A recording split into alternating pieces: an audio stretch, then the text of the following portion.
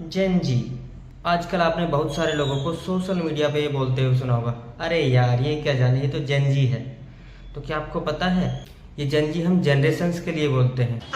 फिर किस जनरेशन को सबसे ज्यादा सक्सेसफुल माना जाता है? अबे जल्दी बोल, कल सुबह पनवेल निकलना है।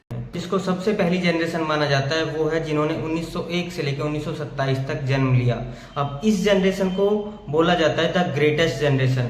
क्यों? क्योंकि इन्होंने सबसे ज्यादा खतरनाक लड़ाइयाँ लड़ी हैं, सबसे ज्यादा भुखमरी को देखा है और सबसे ज्यादा बीमारियों का सामना किया है। Oh my God! दूसरी जनरेशन जिन्होंने 1928 से लेकर 1945 तक जन्म लिया उनको बोला जाता है द साइलेंट जनरेशन।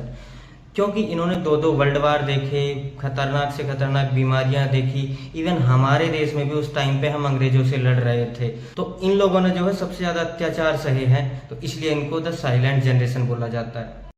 बात तो सही है। इनके बाद आते हैं दोस्तों 1940 से 1964 तक जिन लोगों ने जन्म लिया उनको बोला जाता है द बेबी बूमर्स जनरेशन।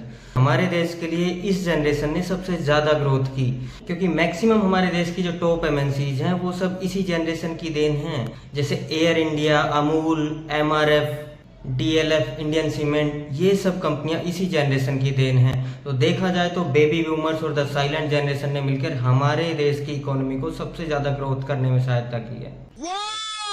इसके बाद दोस्तों 1965 से लेकर 1980 तक जिन लोगों ने जन्म लिया उन लोगों को बोला जाता है जनरेशन एक्स। इस जनरेशन ने हमारे देश से ही नहीं दुनिया को आर्ट, म्यूजिक और ये थिएटर ये सब देने का काम किया है। ये देना हमें तेरे वास्ते नाची रे। इसके बाद दोस्तों 1981 से लेकर 1996 तक जिन लोगों ने जन्म लिया उनको बोला जाता है द मिलेनियल जनरेशन।